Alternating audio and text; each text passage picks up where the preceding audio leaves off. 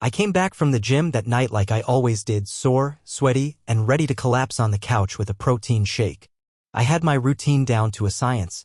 Drive home, toss my bag on the chair by the door, kick off my sneakers, shower, then food and either a documentary or rewatching The Office for the 1000th time. No surprises. No drama. But that night, from the second I walked in the door, I felt something I hadn't felt in a long time. That tight pull in your chest when your body senses something is wrong before your brain catches up. It's like walking into a room and knowing someone's just been talking about you. The air felt thick. It started with the scent. Not the usual smell of our home, not even the faint citrus of the cleaning spray Holly always used in the kitchen. This was different, sweeter, almost smoky. I stepped in and the smell hit me harder, caramel with this warm, burnt sugar kind of edge. It took me a second, but I recognized it, those candles Holly bought last fall. The ones we never used because she said they were too strong and gave her migraines. I walked into the kitchen and sure enough, 2 stubs of wax sat in glass holders on the counter, wicks still smoldering. Someone had lit them. Recently. But it wasn't just the candles. A wine glass sat on the counter next to a corked bottle of red. I walked over and stared at it. It was only half finished, maybe still warm. That was the second flag. Holly didn't drink red wine. She always said it stained her teeth and gave her headaches. Her drink of choice was rose in the summer, the occasional gin and tonic when she felt fancy. I'd never once seen her sip red wine in the 5 years we'd lived together. Then I saw the jacket. Draped over the back of the dining chair. Definitely not mine. Too long in the sleeves, wrong fit, way too stylish for anything I'd wear. Black wool, maybe designer. Not the kind of thing a woman would accidentally leave behind either. This was a man's jacket. A man had been in our home. I felt my stomach twist, not into a knot, but like it dropped. That heavy weight that comes when your gut starts whispering the thing you don't want to hear. Still, I didn't jump to conclusions. I told myself it could be her brother. A friend. Maybe she was helping someone, talking through something. Holly's always been the nurturing type. But even as the excuses lined up, they felt like paper walls. I walked further in and found more, a blanket thrown over the couch that definitely wasn't ours. Ours were all the same, gray, navy, one red fleece, one we got on a road trip. This was cream-colored, woven, soft-looking. Expensive. Looked like something from a catalog. I picked it up, gave it a sniff. Cologne. Faint, but there. And not mine. That was when I heard the sound of the shower turning on. Then footsteps. Holly walked out of the bedroom in a silk robe, the black one I bought her last Christmas. Her hair was pinned up, a little messy like she'd just rolled out of bed, but her makeup was fresh. Too fresh. She froze when she saw me just for a second. Then raised her eyebrows like she was mildly surprised, like I'd come home early from a work trip or something. "Oh," she said, trying to sound casual. "I thought you were staying to lift with Tyler." I blinked at her. "He bailed." Said he tweaked something in his shoulder. "Oh. Okay." She gave a short nod and adjusted the tie on her robe. "Lauren stopped by earlier. She's going through some stuff." I looked at her. Then at the wine glass. The candles. The mystery jacket. "Lauren drinks red wine now?" I asked, careful to keep my tone light. "She brought it." "I didn't have any," she said quickly, moving toward the sink like she was trying to busy herself. "We just hung out for a bit. Talked." I glanced over and saw 2 sh*T glasses in the sink. Side by side. One still had a lime wedge sitting next to it. I felt my jaw tighten. I'd never once seen Lauren do sh*TS in all the years I'd known her.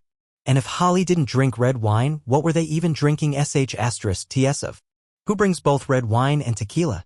She turned on the water and started rinsing a dish, not meeting my eyes. That was when it really hit me, the silence. The kind of silence that fills a room when the truth's been stretched too thin. I could feel it leaking from the corners of her words. I nodded slowly, taking it all in. "Cool," I said. "Tell Lauren I said hey." She didn't reply. Just gave me a vague smile and disappeared into the bathroom. The door closed quietly behind her, and a moment later I heard the water start to run again. I stood there for a long while. It wasn't like I could prove anything yet. There was no smoking G*N. No one had said or done anything blatant. But that didn't matter. Because you don't need hard evidence when something inside you knows. When the hairs on the back of your neck stand up and your gut starts pulling all the puzzle pieces together before your brain even knows what it's doing. The robe. The jacket. The wine. The candles she supposedly hated. The sh*T glasses. Her tone. The way she didn't ask how my gym session went. The way she didn't come to kiss me like she usually did even if she was mid-conversation or distracted. All those tiny details, nothing on their own, but together? They told a story. A story I wasn't part of. Still, I didn't say anything. I didn't make a scene. I didn't accuse. I just went about the rest of the night in silence. Ate leftovers from the fridge. Sat on the couch with that unfamiliar blanket bunched next to me like a stranger had just left. I turned on the TV, but I couldn't focus on a single thing. My mind just kept going back to the details. Rewinding, fast-forwarding, trying to spot the thing I missed. She came out an hour later, damp hair and pajamas, scrolling on her phone like nothing had happened. She sat across from me, legs curled under her, and asked if I wanted to watch something together. I said no. Claimed I was tired.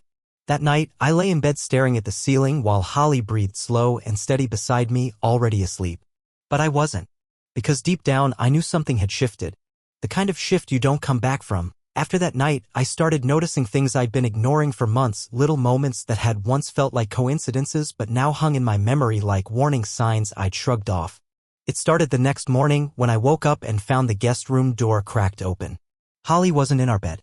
I walked down the hall and there she was, sleeping on the couch with that same unfamiliar cream blanket pulled up to her chin. She stirred when I stepped into the room, her eyes fluttering open, and for a second there was something like guilt in her face. But it vanished quick, replaced by that casual smile she wore like armor. "You came in late," I said, even though we both knew that wasn't true. She yawned and stretched, careful not to look me in the eye. I couldn't sleep. Figured I'd watch something out here and crashed. The first lie is the hardest. After that, they start flowing smoother. That week, more pieces began falling into place. Her phone, once left out on counters and nightstands, was now glued to her side. She took it everywhere, even into the bathroom, even into the shower. Once, I caught her slipping it into the back pocket of her jeans just to take out the trash. She never used to be like that. She hated being tethered to her phone. But now? It might as well have been a second skin. She started sleeping in the guest room more often, claiming she needed space, that she wasn't sleeping well, that my snoring had gotten worse. I'd heard those words before from a friend who'd gone through something similar. His wife had said the same things before the truth came out. Her mood was all over the place. She'd swing between warm affection and icy distance like she couldn't decide whether to hold me close or shove me away. Sometimes she'd kiss me goodbye before work, other times she barely mumbled a "see ya." She'd get irritated when I asked small questions, how her day was, where she went for lunch, if she wanted to watch a movie. It felt like everything I said annoyed her now. Like I was in the way of something she hadn't named yet. One evening, she told me she had a conference in Chicago, a financial forum, she called it. Sounded official enough. She said she'd be gone 4 days. I nodded, pretended to understand, even helped her pack. But when she left, I noticed something strange. She brought her old perfume, the one she said she'd retired because it reminded her of college. She also packed the silk robe again. That same night, I got curious. I opened up her laptop after she left it unlocked in the kitchen. I knew it was a breach of privacy. I hated that I even thought of it. But I was past caring about rules when it felt like the ground was shifting under me. There wasn't much there. She had deleted almost everything. But one thing stood out. The browser autofill suggested luxury yacht rentals Chicago and best rooftop bars for couples. I didn't say anything when she got back. Instead, I waited. A few weeks later, I got the break I didn't want but couldn't ignore. She'd gone out again, saying she was visiting her old college roommate. Said they were doing a wine and paint night, something Holly would usually laugh at. She didn't seem excited. She seemed rehearsed. But this time she made a mistake. She forgot to turn off her navigation. Our phones were linked from back when we both got lost during road trips. I opened the Find My app out of habit, half expecting to see her at a downtown art studio. She wasn't. She was 2 towns over, at the edge of the map, near a place I instantly recognized, Maple Hill. A quiet little neighborhood with big trees and lake views. And one specific address stood out like it had been burned into my brain, for 48 Birchwood Lane. A country house that used to belong to one of her old coworkers. A guy named Darren. He had transferred out of state last year, but I remembered the stories, how he used to call her at night for project updates, how they always sat next to each other during office happy hours. How she once came home with a coffee mug that had his initials on the bottom. She told me it was a gag gift. Apparently, the gag had a forwarding address. I sat with that for a while. Didn't say a word. Just let it eat at me. That's when I started writing everything down. Dates, times, details. I started building my own timeline. It wasn't just paranoia anymore, it was a slow, brutal realization. She canceled our Utah trip the next day. Said work was too busy. That her team needed her. I didn't fight it. I just nodded. But then while scrolling social media that weekend, I saw a photo that made my blood run cold. Someone had tagged her. It was buried deep in a carousel of a mutual friend's party. The caption read, "Nothing like Lakeview sunsets and boat wine." There she was, Holly, on a yacht, smiling, wearing sunglasses I'd never seen before, holding a glass of rose in one hand and wrapped in the arms of a man I didn't recognize. He was taller than me. Tan. Wearing a linen shirt unbuttoned a little too far. His hand was around her waist like it had always been there. She had told me she was working that weekend. The puzzle was clicking together. And I hated it. But I still didn't confront her. Not yet. I needed more. Not because I wanted to catch her, I already knew. But because I needed the whole story before I made my move. I wasn't going to be the guy who yells and throws things and gets manipulated into second-guessing himself. I wanted clarity. I wanted power. And most of all, I wanted to see how far she'd take this charade. Over the next few days, I noticed more of her tells. She always texted from angles, now body turned away, thumb moving faster. She kept a portable charger in her purse like her phone dying was a crisis. She started turning off her notifications completely at home. And her phone's background? Once it was a picture of the two of us in Yosemite. Now it was a picture of the ocean. We'd never been to the ocean together. One morning I asked her how work was going. She said busy. That was it. No detail. No story. No name drops of coworkers I knew. Just a wall. The emotional in * Macy had vanished. We still shared space, but not a life. Not really. She still cooked sometimes, still cleaned, still asked me if I needed anything from the store. But it all felt like a performance. Like she was just doing enough to keep up the illusion while the rest of her was living somewhere else. With someone else. The worst part? I kept pretending too. Laughing at her jokes, kissing her cheek out of habit, pretending not to notice the smell of someone else's cologne on her coat. I was losing sleep, skipping meals, drifting through work like a ghost, but still, I smiled when she came home. I was playing the part of the man who didn't know. And the better I played it, the more she let her guard down. That was the only comfort I had left. I told myself this couldn't go on forever. Eventually, she'd make a mistake. A real one. The kind she couldn't cover with a smile or a lie. I just had to wait. And when that moment came, I wouldn't just be ready. I'd already be one step ahead. It happened on a Tuesday. Funny how something so defining, so final, could fall on a day as uneventful as that. The sky was gray. The office coffee machine was broken. I'd skipped lunch. I remember those details not because they mattered, but because they framed the last normal hours of my life before everything shifted for good. I wasn't supposed to be home early. My team was prepping for a pitch that got scrapped last minute, so the office cleared out around 3. I didn't even text Holly on the way back, didn't feel the need. In fact, part of me was looking forward to a quiet afternoon. Maybe I'd finally clean the garage, cook something that didn't come from a microwave. When I pulled into the driveway, I immediately noticed her car was already there. She had told me she had meetings all day. That she'd be home late. At first, I thought maybe the meetings were canceled. I even considered texting her to say I was coming in, just a reflex. But something told me not to. I stepped out of the car slowly. The front door was locked. I used my key and entered like I lived there, like I belonged there. Because I did.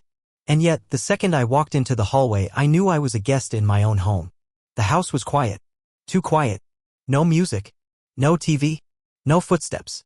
But there were signs of life, shoes by the door. A second pair. Sneakers. Men's sneakers. Big ones. Worn, muddy soles. Not mine. I stood there for a long moment, not moving. My ears tuned to every creak in the walls. Somewhere upstairs, I heard it, voices. Low, muffled. Laughter. Then silence. Then more laughter, followed by the sound of glass clinking. A bottle being opened? I moved carefully, every step on the stairs feeling like it echoed too loud. Halfway up, I paused. I wasn't ready. My hands were shaking, not from rage, but from clarity. From knowing that the moment I saw what I suspected, there would be no turning back. The marriage wouldn't just be broken, it would be over. At the top of the stairs, I stopped outside our bedroom. I didn't open the door. Instead, I pulled out my phone. My thumb hovered for a second, then hit record. Not out of spite. Not out of revenge. I just knew that if I ever doubted myself later, if she cried or begged or tried to rewrite history, I needed the truth frozen in time. I nudged the door open an inch. Just enough. I couldn't see her face at first. But I saw the scene clearly. There was a man, shirtless, sitting on the edge of the bed, holding a glass of champagne. His shoes were tossed carelessly by the dresser. He looked comfortable, casual. Like he belonged. Like he'd been here before. And there was Holly, my wife, lying under the blanket, her hair down, holding a second glass. She was laughing. That soft, breathy kind of laugh I hadn't heard in months. The kind she used to save for me. They didn't hear me. And I didn't want them to. I didn't confront. Didn't barge in. Didn't yell or cry or curse. I hit stop on the video, backed away, and walked down the stairs like I was sleepwalking. My whole body felt cold and mechanical. I couldn't even feel my heartbeat. On my way out, I noticed something that stopped me in my tracks, her wedding ring. It was sitting on the kitchen counter next to a folded napkin like it had been casually set aside. Like it didn't mean anything anymore. I wanted to pick it up. To throw it. To scream. But I didn't. Instead, I left it exactly where she'd left it. Like a sign. Like an obituary for what we used to be.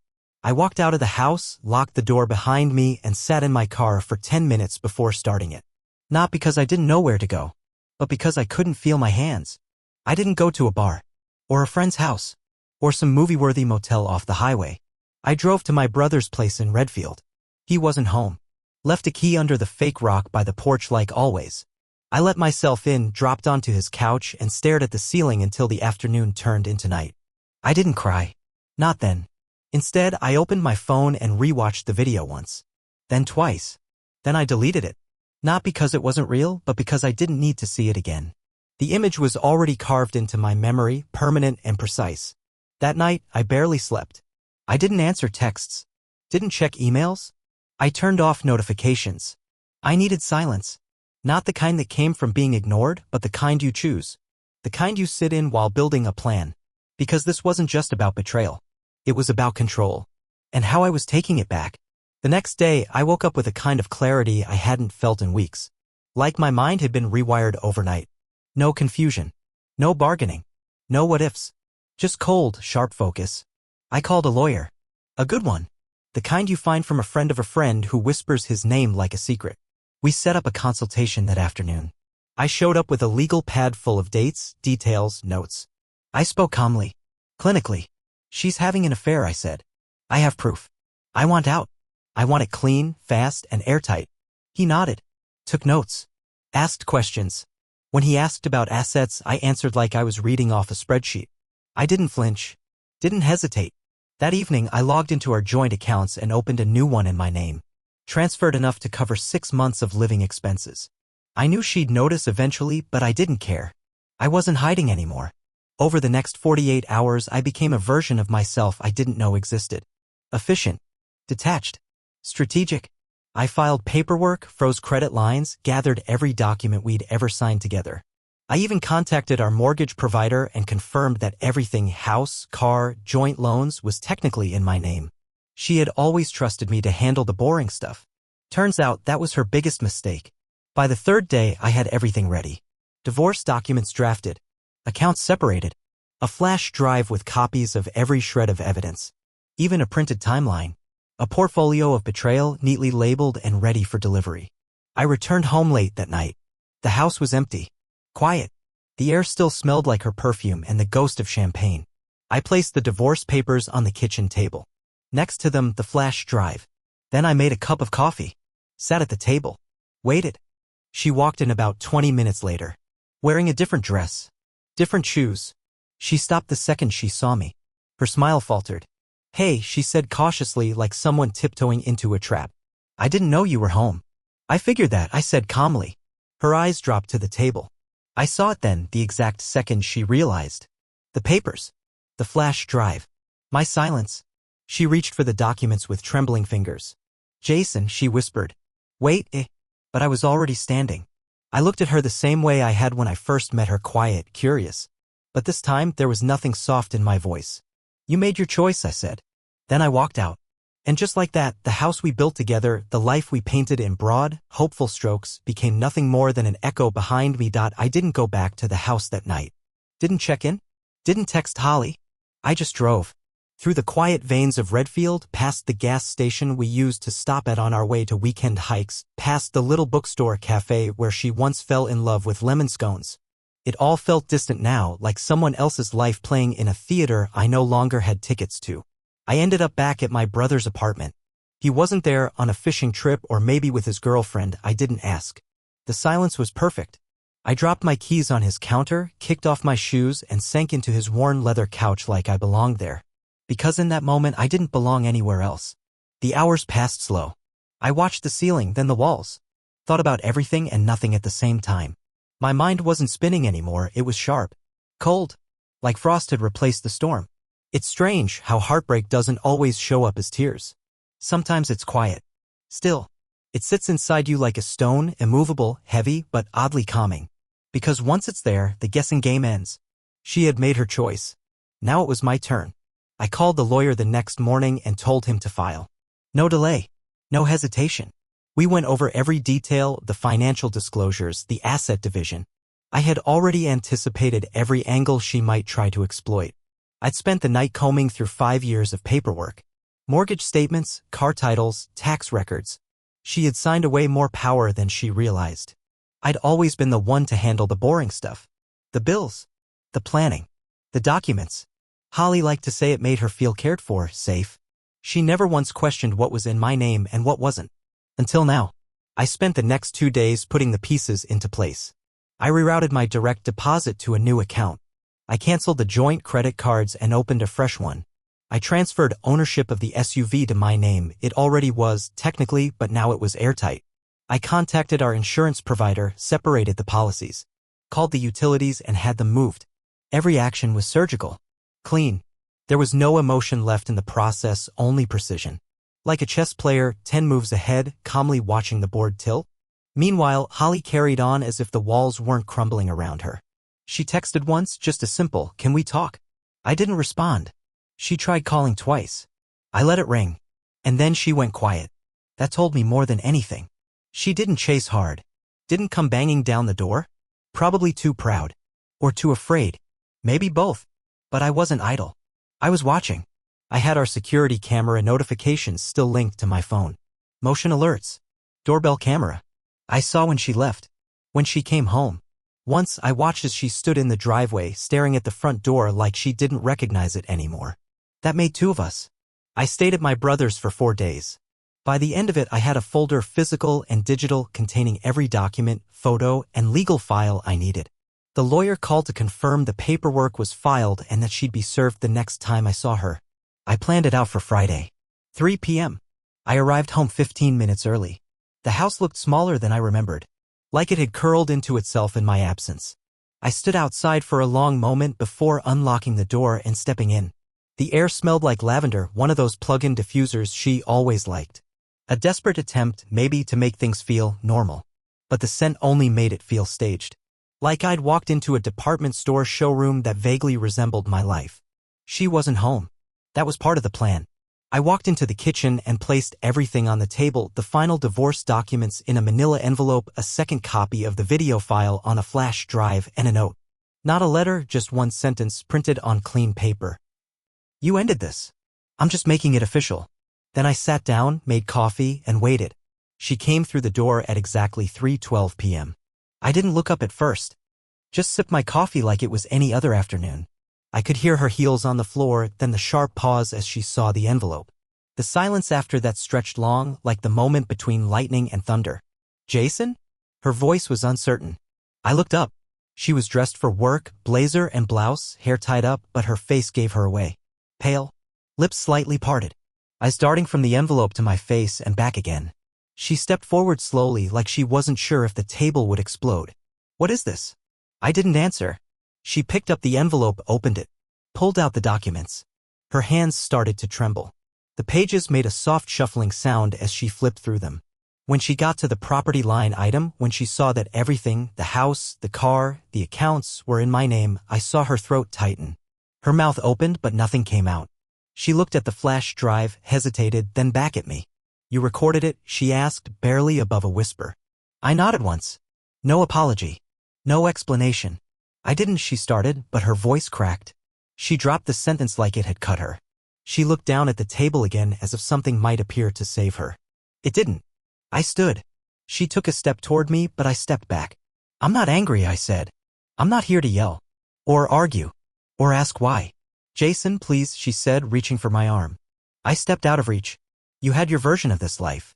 Now I have mine. Just let me explain." "I don't need you to," I said. And you don't get to now. She stood frozen. Her mouth opened again, then closed. The tears came slower than I expected, as if even they didn't want to be part of this anymore. I walked past her, grabbed my keys from the hook, and paused at the door. You should call the lawyer, I said. It'll go easier if you don't fight it. Then I left. Didn't slam the door. Didn't look back. Outside, the air felt sharper than it had all week. I inhaled deeply, and for the first time in a long time, it didn't hurt to breathe. I got in my car, drove without music, without thought. My hands were steady. My chest didn't feel heavy. I had no idea what came next. But I knew one thing for sure. I was done being the one left in the dark. I didn't expect the house to feel so quiet when I walked back in. I guess I thought there would still be traces of her, movement, music, tension in the walls. But no. It was silent. Like even the house knew it was over. 3 days had passed since I handed her the papers. I hadn't heard from her. No calls, no texts. No pleading voicemails or midnight breakdowns. It was like she vanished. And honestly, I was fine with that. I'd made my move. The pieces were in motion. I had done the hard thing, faced her, told her without screaming, this ends now. And now? I just wanted to breathe. I'd been staying with my brother, keeping my head down, putting in extra hours at work, pretending to care about campaign strategy meetings and marketing reports. But the whole time, a piece of me was floating above it all, detached, watching the shell of the man I used to be go through the motions. I was still adjusting to what freedom felt like, if that's what you could call it. Freedom doesn't always come with joy. Sometimes it just comes with silence. When I finally came back home, the place felt sterile. Like a hotel room that hadn't been used in a while. Too neat, too still. But not untouched. There were signs that she had been here while I was gone. Subtle but obvious to me. The rug in the hallway was turned slightly, like someone had walked across it in a hurry. The fridge had new groceries in it, yogurt I never ate, almond milk she liked, her brand of sparkling water lined up in a perfect row. And the bathroom trash can was full. Not with anything gross, but deliberate. A makeup wipe on top. A crumpled tissue. Empty travel-size perfume bottle. Like she'd done a quick reset. Like she'd tried to erase something. But she wasn't here now. And in the middle of the kitchen table, right where I had left the divorce papers, sat a letter. Folded in half. My name written on the outside in that soft, looping handwriting she always used on birthday cards. I stared at it for a long time before picking it up. I didn't want to open it. I was afraid of whatever words were waiting inside, regret, excuses, nostalgia. But mostly I was afraid that part of me might still want to believe them. I opened it anyway. It was short. Jason. I never thought you'd go through with it. I kept waiting for the fight. For you to yell, accuse, throw things. Something I could push back against. But you didn't. You stayed calm. Quiet. That scared me more than anything. Because it meant you were really done. I messed up. I know that. And I'm not writing this to explain everything, you already know. I just wanted to say I'm sorry. For all of it. I don't expect forgiveness. But I didn't want to disappear without saying something. I'll be out of the house by Sunday. Holly. I folded the note and slid it into the drawer next to the stove. Not because I wanted to keep it, but because throwing it away felt too dramatic and burning it would have made it too symbolic. I didn't want symbols anymore. I wanted clean lines and no clutter. Later that afternoon, I found myself cleaning the garage. Not because it needed it, but because I needed to do something that felt like moving forward. I tossed out old paint cans, swept the corners, rearranged tools. And while I was dragging a box of old holiday decorations to the back shelf, I heard it. Her voice. Not in my head, real. Slightly muffled. On the phone. I froze. The garage door was half open and the window near the front porch was cracked. The sound was coming through it. She didn't know I was there. I don't know what to do, she was saying, her voice tight and shaky. He saw everything. He didn't yell, he didn't even let me talk. Just left the papers and walked out. Pause. A low murmur. Someone responding on the other end. Couldn't make it out. Then she said something that stopped me cold. If he finds out about Trevor and the money, I swear to God he'll lose it. I didn't even get to tell him it was a loan. Or that it's tied up in the project. Another pause. No, he doesn't know. Not about that. I swear. He wouldn't have walked away like that if he did. He doesn't even suspect. Trevor. The name hit me like a hammer to the gut. Not because I knew him, because I didn't. But because it confirmed something I'd quietly feared since this started. The affair wasn't the whole story. There was more. And now I had a name. I stepped back from the window, heart pounding. So much for clean lines. I wasn't angry, not yet. I was calculating. Again. Because this changed things. She hadn't just betrayed me emotionally. She'd made financial moves too. Behind my back. With her money. It explained the sudden canceled vacation, the sketchy trips, the calls at odd hours. She hadn't just checked out of the marriage, she'd taken resources with her when she left. That night, I sat at the kitchen table again, same place I'd left the papers. I stared out the window, fingers steepled, brain running like a machine. I thought I was at the end of the road. But clearly, I had more ground to cover. She walked in around 8. Dressed casually this time. Hair down. Face bare. When she saw me, she flinched like I'd slapped her just by existing. I didn't know you were here, she said quietly. I just got in, I replied, voice calm. She stood in the doorway for a second, then walked to the sink, filled a glass of water. Her hands were trembling slightly. I watched her for a beat, then said, Trevor. The glass paused midair. Her eyes met mine. What about him? She asked too quickly. You tell me. She set the glass down too gently. Like it might shatter. Jason, don't lie. Not this time. Her shoulders dropped. It's nothing, she said. Just an investment. Something I helped with. Our money. I asked. She didn't answer. I stood slowly. Not threatening. Just rising. You funded someone else's business while we were falling apart? I said, voice still level. You thought I wouldn't find out? I thought I could fix it before you did.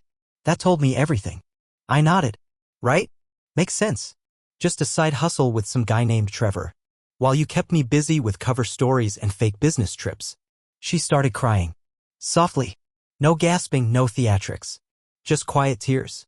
Like even her guilt was tired now. Jason, please. I never wanted to hurt you. I didn't know how to stop. It just got out of control. No, I said. You didn't want to stop. There's a difference. We stood there in silence for a long time. Her tears fell. My resolve held. There was nothing left to explain. Nothing left to salvage. She'd made her final play. And now the clock was ticking. I want the money back, I said finally. Every dollar. I'll have the lawyer follow up. She nodded, wiped her face, but didn't speak. I walked past her to the hallway. Paused at the bottom of the stairs. You've got until Sunday, I said. Then I changed the locks. I didn't wait for a reply.